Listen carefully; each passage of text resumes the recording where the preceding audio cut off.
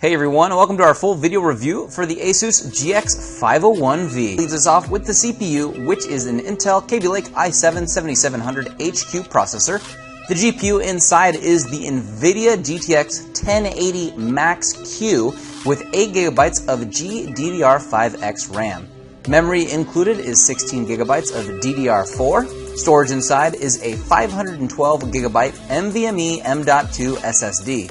For connectivity, there is a USB to Ethernet port included. There's also integrated 802.11ac wireless LAN plus Bluetooth 4.1. Powering the device is a 4-cell smart lithium-ion battery pack with 50 watt-hours of power, and there's also a 230-watt AC adapter. There's a built-in HD web camera above the 15.6-inch FHD 120Hz 1920 by 1080 screen.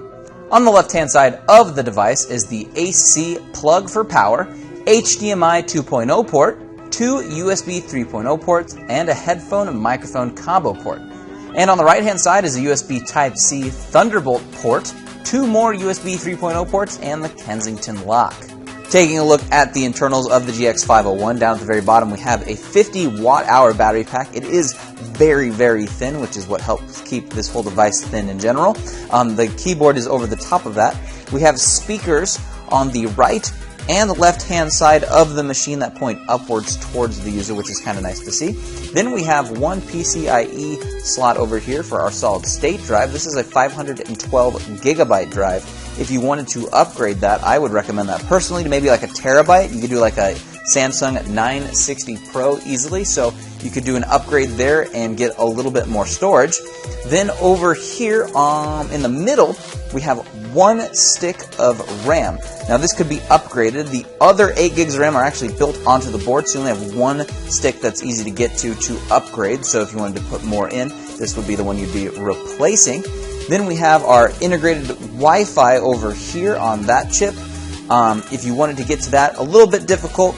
You have to remove all of your cooling to get to the screw that holds it in, and then you can replace it if you wanted to put something different into it. And then, of course, we have that whole array of cooling for both the GPU and the CPU. We have air that exits out the side and then out the back.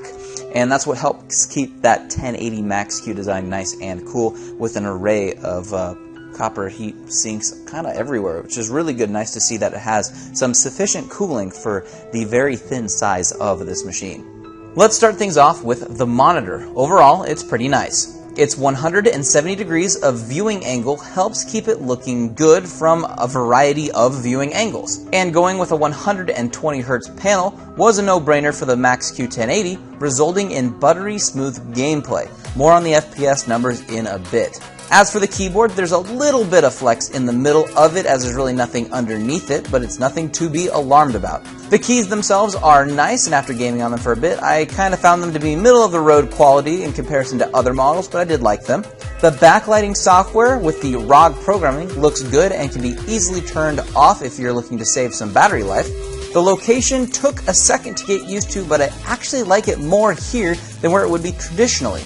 But that also means that the touchpad is off to the right side, and that's going to be a problem for left-handed users. But once again, I actually found myself liking this layout more than I initially thought I was going to. The touchpad has good input and responsiveness, and the ability to toggle the number pad on and off is really nice.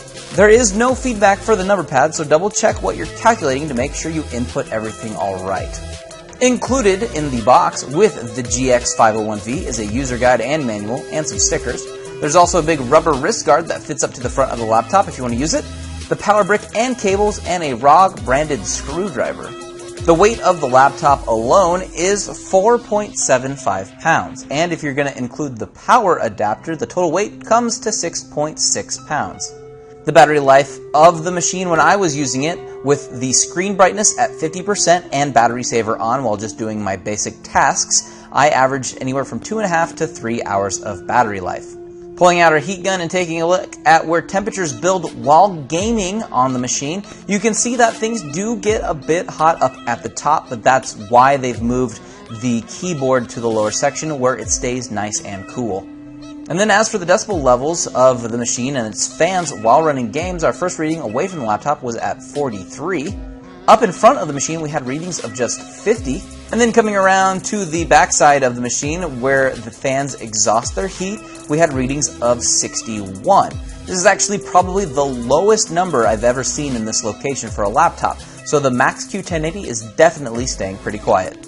Moving on to our benchmarks, we started things off with Firestrike, which scored 13,697, which is better than 84% of all devices that have ran this test.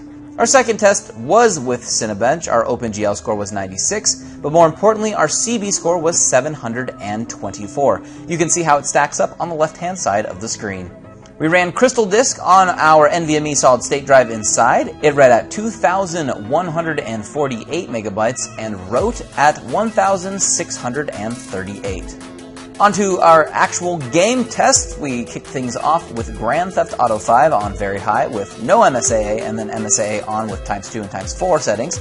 We averaged 113, 109, and 102 FPS. The temperature of the GPU while testing was at 78 degrees Celsius and the CPU was at 88. Our second test was with Rise of the Tomb Raider on medium, high, and on very high. It averaged 133, 123, and 109 FPS. The GPU's temperature was at 79, and the CPU's temperature was at 88. Our third test was Dirt Rally on medium, high, and ultra. We averaged 150, 135, and 128 FPS. The GPU's temperature was at 76, and the CPU's was at 87. Our fourth test was with Hitman on medium, high, and ultra. We had average FPS ratings of 94, 89, and 86. The GPU's temperature was at 76, and the CPU's was at 88. And for our final test, we actually threw in CSGO for the first time. We ran it on low, medium, and high, and averaged anywhere between 230 to 270, 210 to 260, or 190 to 260. The game kind of has FPS readings all over the place, but we didn't notice any crazy dips, which was nice. Our GPU's temperature was at 65 degrees, and our CPU's was at 79. If you're looking to put a personal touch on your machine, be sure to check out our extensive customization options before checkout, including upgrades available to RAM, storage, cooling, overclocking, custom paint, hydro and graphic wraps, laser etching, and much, much more. If you'd like to take a closer look at any of the specific BIOS menu screens, be sure to pause the video on the one that you would like to view closer.